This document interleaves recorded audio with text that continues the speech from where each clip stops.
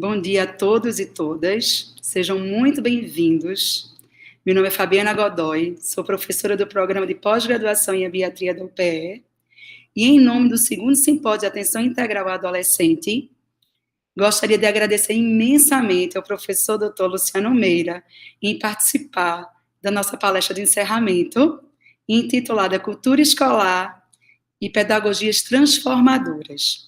O professor Luciano Meira é PhD em Educação Matemática pela Universidade da Califórnia, Berkeley, Estados Unidos, mestre em Psicologia Cognitiva e bacharel em Pedagogia, atua como professor adjunto de Psicologia na Universidade Federal de Pernambuco, professor colaborador do mestrado em Design da Cesar School e é coordenador de Ciência e Inovação da Joy Street, uma empresa de tecnologias educacionais lúdicas do Porto Digital, da qual é sócio fundador. Luciano também é Lehman Fellow, através da Stanford University, na qualidade de Visiting Scholar no Lehman Center for Education Entrepreneurship and Innovation in Brazil, e sócio efetivo do movimento Todas pela Educação. O professor Luciano vai ter 30 minutos para fazer sua apresentação, e, posteriormente, responderemos as perguntas pelo chat. Essas perguntas serão respondidas de acordo com a ordem de inscrição. Professor, fique à vontade para fazer sua apresentação. Fabiana, muito obrigado. Prazer estar com vocês. Bom dia a todas e a todos. Obrigado à pós-graduação em Abiatria da UPE pelo convite. É uma honra, de fato, estar aqui com vocês encerrando esse simpósio. O convite para falar sobre cultura escolar e pedagogias transformadoras é muito bem-vindo. Esse é o tempo de repensarmos a escola como centro da comunidade, um rearranjo das práticas, uma reengenharia, como eu costumo dizer, das práticas didáticas na sala de aula, para foco no novo mundo que a gente precisa construir, na verdade. Tá? Ele não está pronto, ele não está dado. A construção cultural é algo que leva tempo, envolve as pessoas, diversidade de pessoas, múltiplos olhares. Então, por isso, esse debate sobre a cultura escolar e os movimentos de transformação que nós precisamos realizar juntos para reorganizar a escola e sua missão é absolutamente fundamental. Então, eu agradeço muito o convite. Eu vou compartilhar minha tela com vocês para iniciar algumas reflexões e eu espero que sejam interessantes e que a gente possa dialogar a partir daqui. Tá bom? Vou também setar um alarme aqui de tempo, para não me estender muito e a gente poder conversar. É uma das bases dessa nova engenharia didática para a escola, Fabiana, é o diálogo.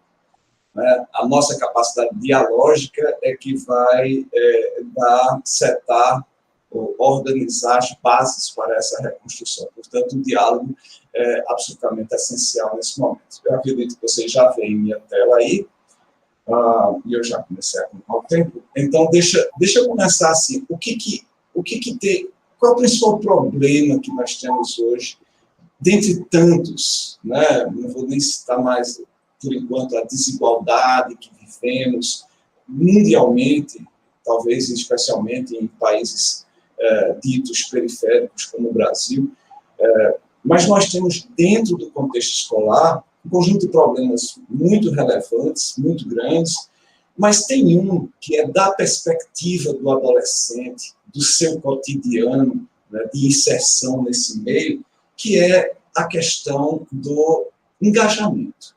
Tá? Então, o Instituto Gallup ele realiza anualmente uma pesquisa com quase 1 milhão de estudantes, nesse caso, dessa pesquisa aqui nos Estados Unidos, e uma das questões é o como você se sente engajado com a escola, diariamente, no seu cotidiano. E como vemos aí, a resposta de estudantes do 5º ano ao último ano do ensino médio, ela é bastante reveladora. No 5º ano, 74% dos estudantes se dizem muito engajados com a escola. isso cai para 34% no último ano do ensino médio, sendo que 32% desses estudantes do último ano do ensino médio se sentem muito desengajados ou ativamente desengajados com a escola.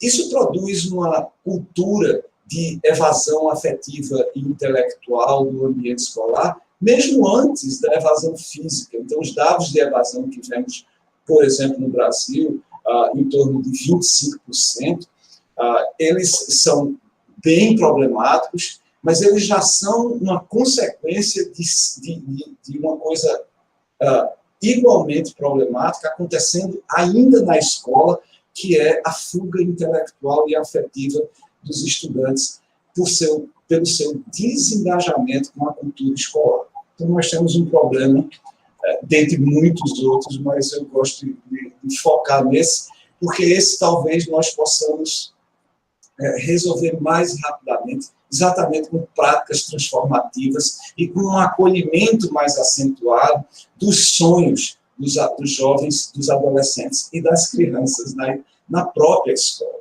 né? Do ponto de vista dos arranjos tradicionais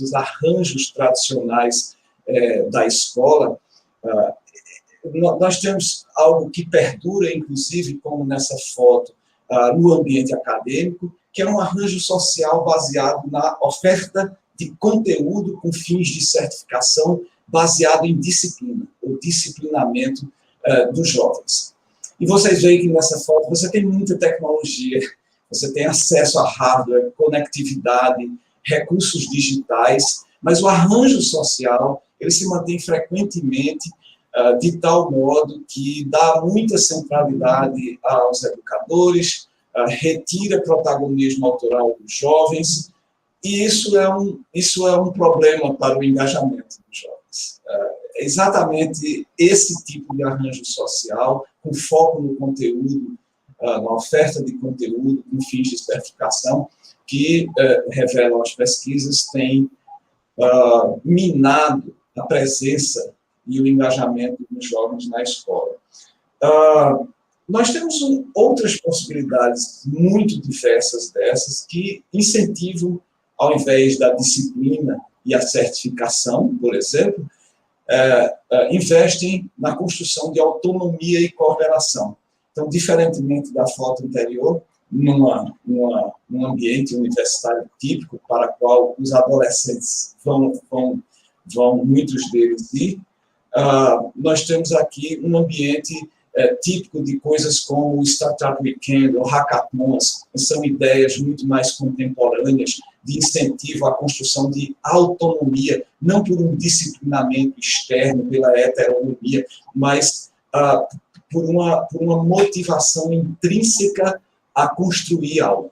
Então, a construção dessa autonomia em ambientes como o Startup Weekend, que são organizações que buscam colocar os jovens num arranjo social, onde eles vão resolver problemas complexos ao longo de um final de semana apenas, para sair do outro lado com o que seria uma solução que pode ser eventualmente comercializada por uma startup, ou a geração de uma organização do tipo startup. Então, você vê um caos produtivo muito mais interessante, é um tipo de normalidade que deveríamos almejar para a cultura escolar. E está disponível para os adolescentes na escola também. Essa é uma cultura muito bem descrita, por exemplo, pelo professor Mitchell Resnick, pelo professor Mitchell Resnick, do Media Lab do MIT, num livro emblematicamente chamado Jardim de Infância para a Vida Toda, porque é na educação infantil que nós vemos muito mais frequentemente destas práticas construtivas com construção de autonomia e experiências imersivas, com projetos, com as paredes sendo usadas para dar materialidade, como uma vitrine que dá materialidade à imaginação dos pequenos. Infelizmente, quando as crianças ficam mais adolescentes, a escola retira tudo das paredes e as paredes se tornam apenas instrumentos de contenção e controle. Isso é um erro. Isso é visível, inclusive, porque as paredes podem ser esse instrumento de compartilhamento dessas viagens imaginativas dos nossos adolescentes. E você vê nessas imagens que eu coloquei aí, que você pode fazer esse jardim de infância de coisas a serem construídas dentro de uma cultura maker. Você pode fazer com mais sofisticação, usando Arduino e placas eletrônicas e programação de computadores, como na foto à esquerda. Você pode fazer com o mesmo foguete, porque o que está em jogo aí é compreender o conceito de construção de foguetes, os conceitos construtivos, mas eles podem ser feitos com pressão da água no PVC e garrafa PET, porque o que você quer gerar aí são o envolvimento das crianças e jovens na construção, nessa cultura maker, a produção de argumentos a partir de uma base científica. Os professores estão presentes em ambas essas fotos. Então, há uma cultura de cooperação e colaboração com o desenvolvimento da autonomia, que é absolutamente fundamental para a formação da subjetividade desse jovem e, obviamente, desse adolescente como um autor, um protagonista do conhecimento que circula na escola. Nós precisamos prover experiências e relacionamentos, portanto, nesse novo ambiente cultural da escola, experiências e relacionamentos que hoje já estão acessíveis do ponto de vista das redes sociais a qualquer adolescente. E não adianta impedi-los, porque eles vão fazer isso de qualquer forma. O que vai adiantar é se relacionar com essas linguagens das mídias digitais, aproximando-os da escola e usando esses instrumentos de uma forma muito mais produtiva do que, infelizmente, eles são muitas vezes usados quando os adolescentes não têm ou não está estabelecido nas famílias nem na escola um diálogo produtivo em torno do uso dessas ferramentas. Mas é possível fazer. 2 exemplos aqui muito, muito claros para mim. O Kaique Brito tem 16 anos e cerca de 250 mil seguidores no Twitter, e ele constrói paródias políticas muito interessantes, usando o TikTok, que é uma dessas ferramentas, e isso está publicado no Twitter.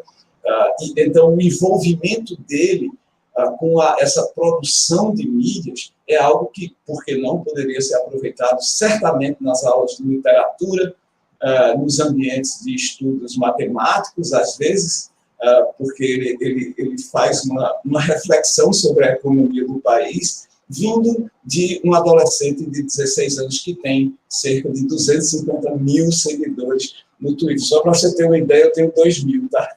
Só para ter a dimensão desse negócio. Então, há um conjunto de influências que a gente tem que aprender a capturar e talvez convencer Kaique a fazer mais coisas de educação financeira e matemática e cidadania, principalmente que cidadania ele já faz com a crítica política que ele constrói do país.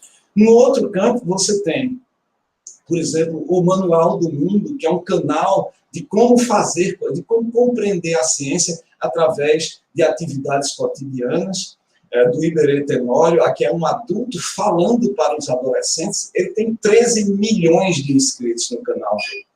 Tá? E muitos professores têm feito isso, e nesse momento de crise sanitária global, têm recorrido exatamente a instrumentos dessa natureza para ganhar o engajamento desses jovens, porque essa é uma linguagem de mídias que altera fundamentalmente a maneira como nós nos relacionamos com o conhecimento e que deve ser capturado pela escola para fazer a reengenharia didática dos arranjos sociais, das práticas escolares, que vão promover experiências muito mais significativas, né? E não um arranjo fundamentalmente baseado em conteúdos com fins de certificação e disciplinamento, como tem sido frequentemente até agora. Isso produz resultados muito interessantes e importantes do ponto de vista, inclusive, do desenvolvimento de competências relacionadas a, digamos, no Brasil, por exemplo, a Base Nacional Curricular Comum, mas em países como os Estados Unidos, de competências que melhoram o desempenho dos jovens, dos adolescentes, em testes comuns, em testes, exames nacionais e estaduais, como o Enem ou a Prova Brasil, no Brasil. Então, a High Tech High é um desses conjuntos de escolas na Califórnia que testou o desempenho dos jovens quando imersos nas suas práticas, totalmente 100% baseadas no desenvolvimento de projetos. Então, vocês veem aí uma típica sala de aula dessa escola, High Tech High, em San Diego, na Califórnia, tem várias escolas nesse condado, e aí eles compararam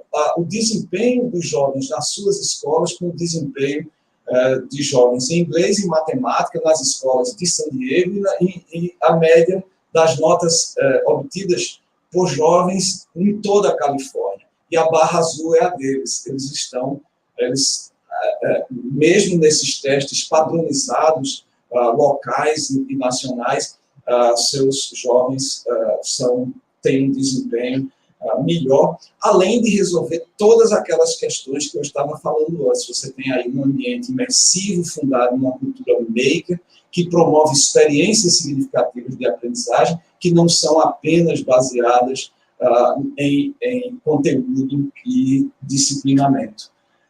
Aqui em Pernambuco, nós temos o Pernambuco Coders. Os pernambucanos são muito bons em inventar nomes bacanas também para seus projetos. Pernambuco Coders é um projeto do CESA, que é o Centro de Estudos e Sistemas Avançados do Recife. Acredito que muitos ou todos de vocês conhecem. Junto ao governo, a Secretaria de Educação do Governo de Pernambuco, que promove clubes de programação para jovens no ensino médio, final do ensino fundamental e ensino médio, principalmente, e são clubes onde existe uma entrega, uma captura do imaginário mesmo, não é só código computacional, mas onde os estudantes estão usando código para resolver problemas locais através do desenvolvimento de pequenos aplicativos que podem solucionar problemas emergentes na sociedade. Então, você tem um envolvimento, inclusive, de muitas meninas, muitos meninos, são já 3.000, é um projeto interessantíssimo que mostra para a escola como é possível fazer e o que é possível fazer para desenvolvermos, no tempo, uma cultura diferente nas nossas escolas. Então, para ir concluindo já, e é bom porque eu vou deixar muito tempo para a gente conversar, isso aqui foi só um disparador de diálogos, porque nós, de uma certa forma, temos que repensar a própria missão da escola para essa nova cultura, né? Então, eu digo que a escola tem a missão cultural de ofertar cenários de aprendizagem com foco na resolução de problemas complexos, na construção de projetos, articulando conhecimento técnico e criatividade. O conhecimento técnico ainda é importante, só que agora focado na evolução de competências e habilidades, aliás, como prevê a Base Nacional Curricular curricular, desculpa, e, infelizmente, um pouco esquecida pelo MEC atual, isso deve ser retomado. Os governos estaduais têm feito um trabalho enorme de retomar a formação de professores com foco nessa ideia de competências e habilidades, que é algo muito mais interessante e produtivo do que o foco tradicional em conteúdo apenas, e, obviamente, incentivar esses aspectos de criatividade que convidam o jovem e acolhem o jovem em sua autoria. Recentemente, há cerca de 2 anos, o Instituto Unibanco patrocinou, através da Maria Farinha Produções, um documentário belíssimo sobre os jovens de ensino médio, e eles chamaram esse documentário de Nunca Me Sonharam. E eu acho um título bastante sugestivo, porque os jovens relatam nesse documentário justamente como que a escola deles, a escola tradicional, a escola mais clássica, lhes roubam os sonhos, porque exatamente não provém os cenários de aprendizagem, cenários argumentativos, de uma imersão experiencial que lhes ofereça a possibilidade do que eu tenho chamado aqui o protagonismo autoral, a possibilidade de sua fala de diversidade, e acolher isso para construir, inclusive, conhecimentos na matemática, porque a matemática é um instrumento de descrição do mundo, de construir narrativas sobre, por exemplo, a educação financeira. Então, voltando ao Twitter, né, a rede social que eu já mencionei hoje, lá você encontra a Nat Finanças. A Natália é uma jovem, ela não é mais adolescente, mas ela é recém-saída da adolescência, tem 20 e pouquíssimos anos, mas ela foi, inclusive, recentemente contratada por um grande portal de notícias, porque ela começou no Twitter um movimento para ajudar as pessoas de baixa renda a lidar melhor com o dinheiro, com boletos, cartão de crédito, para as pessoas não se endividarem. E ela fez um trabalho absurdamente interessante de falar uma linguagem que as pessoas podiam entender, não um economês, mas, de fato, uma comunicação que pudesse acolher. O que eu chamo de uma comunicação dialógica, né? Que você tem uma escuta atenta e altruísta para o outro, e, ao mesmo tempo, é capaz de falar com suas palavras, pelas suas palavras. A gente precisa muito desse tipo. O professor é, essencialmente, duas coisas, na minha opinião. Um disparador de diálogos. Então, eu estou falando muito aqui, mas na sala de aula nós devíamos falar muito menos do que eu estou falando aqui. Nós devemos ser, essencialmente, disparadores de diálogo. E a segunda coisa que um bom educador deveria ser, talvez especialmente para crianças, adolescentes e jovens, seria um viajante do tempo. Por quê?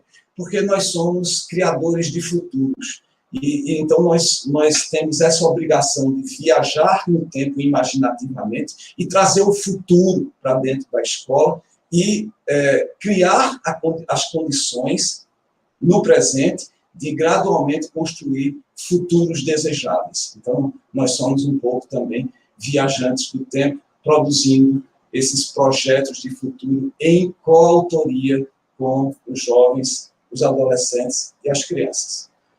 Era essa a minha mensagem inicial. Eu espero que, a partir daqui, a gente possa conversar um pouco mais sobre como gerar essa cultura escolar através de pedagogias transformadoras. Obrigado, gente. Professor Luciano, muito obrigada por sua apresentação. Engraçado que eu corroboro perfeitamente com seus pensamentos. Recentemente tivemos a nossa disciplina de didática do ensino superior e acho que os nossos alunos escutaram sua fala e lembraram de tudo que a gente discutiu. Em relação ao aprendizado, realmente significativo, deixar de ser tão conteudista, né? Mas trazer o conteúdo que seja importante. O que é importante realmente para se aprender aqui? Entendeu? Que o aluno se interessa através de projetos onde ele construa o conhecimento, ele faça parte do processo do conhecimento, né? Então, assim, você é diferente de uma abordagem, você chega numa escola onde os professores despejam o conteúdo sem eles participarem do processo, como o senhor falou. A escola, você fazendo a comparação, mesmo aqueles que fazendo testes convencionais, se saíram melhor do que os outros, porque eles participam, eles são protagonistas desse conhecimento. Então, assim, eu corroboro, assim, seu pensamento, virei sua fã número 1, e, assim, eu acho que nossos alunos aí lembraram um pouco de tudo que a gente discutiu na nossa aula didática. Naturalmente, né, Fabiana, para que isso seja possível, nós devemos nos organizar para criar as condições de geração desse tipo de prática, né? E algumas coisas são necessárias para isso. A gente precisa ter uma gestão escolar que acolha a inovação. Nós não podemos ter uma gestão escolar que seja unicamente piloto de planilhas Excel para saber se está tudo em ordem. Ora, a criatividade, a inovação exige que tudo não esteja em ordem, que algumas coisas estejam justamente sendo experimentadas fora da ordem clássica para que nós possamos gerar inovação. Nós precisamos ter uma formação inovadora de professores. professores para exatamente poder acolher esse tipo de experimentação bem organizada, não é na doideira, como se diz aqui em Pernambuco, mas de uma forma que nós possamos estudar os impactos, os efeitos gradualmente, das novidades que nós estejamos trazendo do ponto de vista de uma transformação de nossas práticas didáticas. Né? E, finalmente, nós temos que ter condições de infraestrutura para realizar isso. Né? Mas essas são, às vezes, as menos importantes. Às vezes as pessoas dizem, eu preciso de muita internet para fazer isso.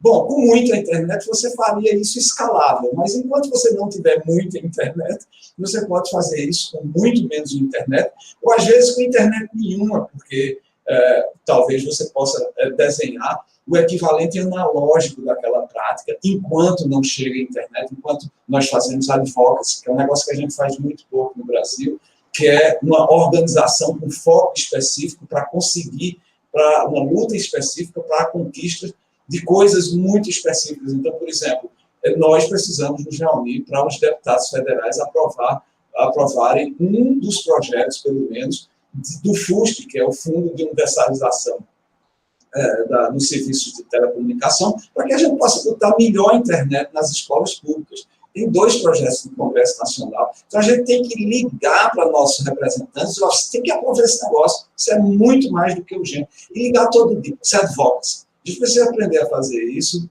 isso é muito comum em outros países e muito largamente desconhecido e não praticado no Brasil. Então, a gente precisa ter atuação nesses vários níveis. Aí você pode se perguntar, eu não tenho tempo de fazer todas essas coisas. Claro que não, é porque a gente tem que se dividir. A gente tem que se dividir. Algumas pessoas que são melhores em advocacy vão fazer advocacy, enquanto outros professores vão criar novas práticas didáticas e os 2 vão compartilhar. Esses 2 grupos vão compartilhar suas conquistas.